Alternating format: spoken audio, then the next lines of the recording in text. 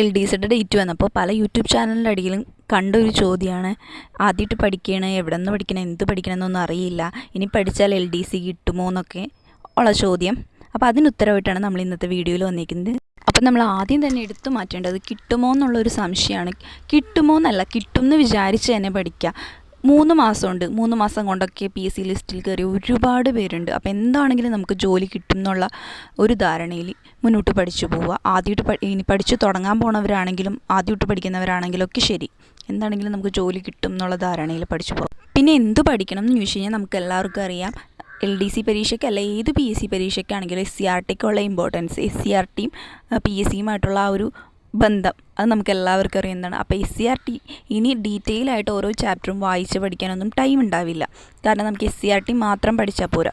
അപ്പോൾ ഞാൻ കൂടുതലും പറയുന്നത് ഈ റാങ്ക് മേക്കർ വിദ്യാലയത്തിൻ്റെ ഈ ഒരു ബുക്ക് നിങ്ങൾ വാങ്ങിയിട്ട് അതിനകത്തൊരു 60 ദിവസത്തെ ടൈം ടേബിൾ ഉണ്ട്, അത് ഫോളോ ചെയ്ത് SCRT പഠിക്കാമെന്നാണ്. ഇനി ഈ ബുക്ക് വാങ്ങണം, ഈ ബുക്ക് തന്നെ ഫോളോ ചെയ്യണമെന്നൊന്നും ഞാൻ ആരോടും നിർബന്ധം പറയുന്നില്ല.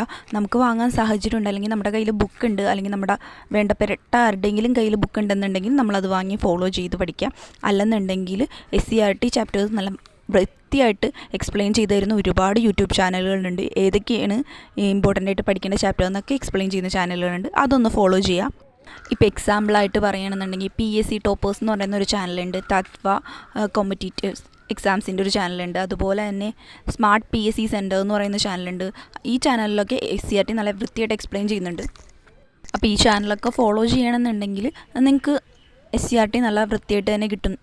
ഇനിയിപ്പോൾ ഞാൻ കുറച്ച് ചാനലിൻ്റെ പേര്, ഞാൻ കണ്ടിട്ടുള്ള കുറച്ച് ചാനലിൻ്റെ പേര് പറഞ്ഞതാണ്, അല്ലാണ്ട് ഈ ചാനലായിട്ട് എനിക്കൊരു ബന്ധമില്ല, അങ്ങനെ ആരും പറയരുത്. അപ്പോൾ നിങ്ങൾ SCRT ചാപ്റ്റേഴ്സിന് ഒന്ന് യൂട്യൂബിൽ സെർച്ച് ചെയ്ത് കൊടുത്താൽ, അല്ലെങ്കിൽ ചാപ്റ്ററിൻ്റെ നെയിം വെച്ച് സെർച്ച് ചെയ്ത് കൊടുത്താൽ ആ ചാപ്റ്ററുമായിട്ട് ബന്ധപ്പെട്ട് ക്ലാസ് എടുത്തിട്ടുള്ള PSC ക്ലാസ് എടുത്തിട്ടുള്ള ചാനലുകളും അല്ലാണ്ട് ക്ലാസ് എടുത്തിട്ടുള്ള ചാനലുകളൊക്കെ വരും. നിങ്ങൾക്ക് അതിനകത്ത് ഏറ്റവും കംഫർട്ടബിളാണ്, നന്നായിട്ട് പറഞ്ഞു തരുന്നുണ്ടെന്നൊക്കെ നിങ്ങൾക്ക് തോന്നുന്ന ചാനലുകൾ നിങ്ങൾ ഫോളോ ചെയ്ത് പഠിക്കാം. SCRTയുടെ ഒപ്പം തന്നെ നിങ്ങൾ നോക്കേണ്ടതാണ് കറണ്ട് അഫെയർസും മാത്സും ഇംഗ്ലീഷും ലാംഗ്വേജും. മാത്സിനും ലാംഗ്വേജസിനുമായിട്ട് നിങ്ങൾ ദിവസവും 1 മണിക്കൂർ വെച്ചാൽ, അല്ലെങ്കിൽ ഏറ്റവും കുറഞ്ഞത് ½ ആൻ അവർ വെച്ചെങ്കിലും സ്പെൻഡ് ചെയ്യുക. എന്നാൽ മാത്രമേ നമുക്ക് 3 മാസം കൊണ്ട് നന്നായിട്ടൊരു ബേസ് ഉണ്ടാക്കി എക്സാം അറ്റൻഡ് ചെയ്യാൻ പറ്റുള്ളൂ. ഇനി കറണ്ട് അഫെയർസിലോട്ട് വരുമ്പോൾ, കറണ്ട് അഫെയർസിൻ്റെ കാര്യത്തിൽ ഞാൻ പറയുന്നത് PSC ബുള്ളറ്റിൻ്റെ ഒരു പ്രസിദ്ധീകരണമുണ്ട്, ഇത് നിങ്ങൾ ഫോളോ ചെയ്യുക. ഇതും ബുക്ക് വാങ്ങാൻ പൈസ ഇല്ലാത്തവർ ബുക്ക് വാങ്ങണ്ട, യൂട്യൂബിൽ ഒരുപാട് ക്ലാസ്സുകളുണ്ട്, അത് ഫോളോ ചെയ്ത് നോക്കുക. കറണ്ട് അഫേഴ്സ് 2023 ഫുള്ളും 2024 ഈ മാസം വരെയുള്ള, അതായത് ഏപ്രിൽ വരെയുള്ള എല്ലാ കറണ്ട് അഫേഴ്സും നമ്മൾ നോക്കിക്കൊണ്ട് പോകണം. അതുപോലെ തന്നെ അവാർഡുകളൊക്കെ നോക്കുമ്പോൾ 2023 മാത്രമല്ല, ഒരു 2019 അല്ലെങ്കിൽ 20 തുടങ്ങിയുള്ളത് നമ്മൾ നോക്കണം. അവാർഡുകളൊക്കെ അവിടെ നിന്നൊക്കെ ചോദ്യം വരാൻ സാധ്യതയുണ്ട്.